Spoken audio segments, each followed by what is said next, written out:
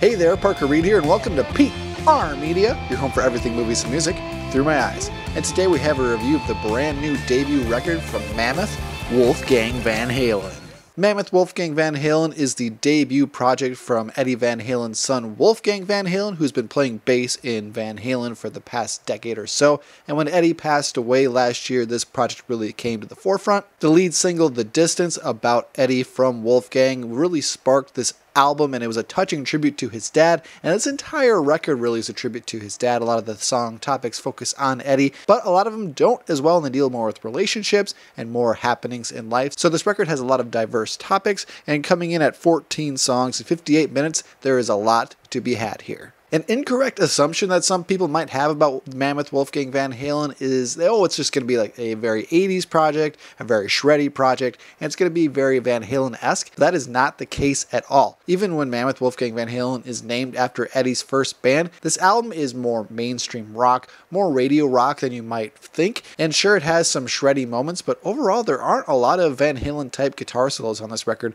an aspect I found very surprising. Another aspect of this album I found very surprising was the fact that Wolfgang Van Halen is an amazing singer. He's got a great range and a very strong voice. On the opening two tracks, Mr. Ed and Horribly Right, Wolfgang's voice is really what stands out. Sure, all the guitars sound great. Sure, the bass sounds great. And the drums all sound great because they were all played by Wolfgang Van Halen. But I think his voice is what stands out here. The 30-year-old Van Halen bassist is really shining on this record. And I think some of the best songs on this album would have to be You're to Blame and Don't Back Down, two of the lead singles off of this record. I think these have flares of Alter Bridge and Miles Kennedy and that Tremonti sound, and that makes sense because it was produced by Elvis Baskett, the same guy who does Slash and Miles Kennedy and the Conspirators, Alter Bridge, and Miles Kennedy's music. So that comparison is going to happen, and I think it is all the better for it because I really enjoy that really solid modern hard rock sound that this album has. And judging by the lead singles, I was a little bit worried that The Distance was going to be the only slower song on this album, but the tracks Resolve and Circles really show that there is some depth on this album,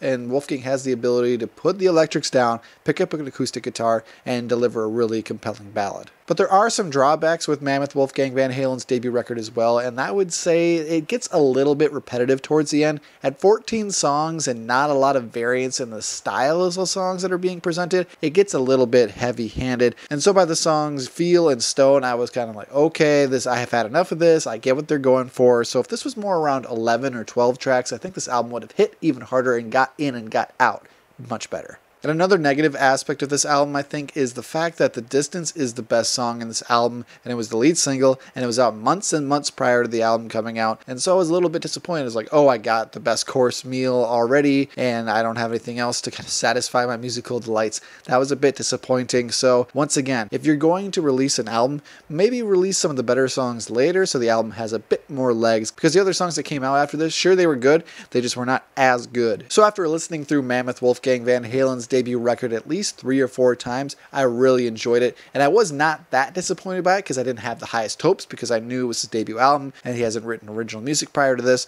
but I really enjoyed it. It's got some great original modern rock sounds, and I'm very much looking forward to see Mammoth Wolfgang Van Halen open up for Guns N' Roses this September. So my final rating for the debut self-titled record from Mammoth Wolfgang Van Halen is a solid 8.5 out of 10. I would highly recommend you check him out this fall and listen to this album. Thank you so much for watching this video. If you liked what you saw here, you can check us out on Facebook or Instagram and like, comment, and subscribe if you so choose. My name is Parker Reed. You've been watching PR Media. Keep supporting physical media, and I'll see you next time.